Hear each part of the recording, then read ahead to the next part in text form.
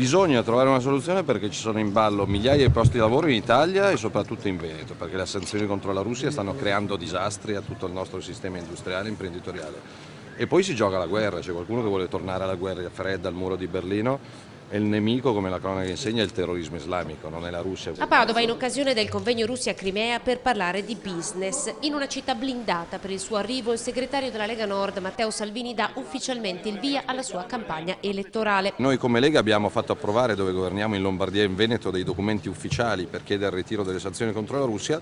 Speriamo che Renzi si svegli. Saranno presenti anche importanti imprenditori che purtroppo stanno subendo delle limitazioni con questa situazione che deve rimanere solo politica e non può diventare un problema di carattere economico. E nell'attesa di sapere nomi e simbolo della futura Lega Nord del Sud, Salvini commenta la partita delle regionali. Non temiamo il PD, perché se il PD è la signora Moretti le facciamo gli auguri di buon Natale, dai, va là. Non so la sferzata finale di Salvini se il nuovo centrodestra arriverà a primavera, un alleato scomodo per il governo Renzi, del quale fa chiaramente intendere il segretario la Lega non ha assolutamente bisogno.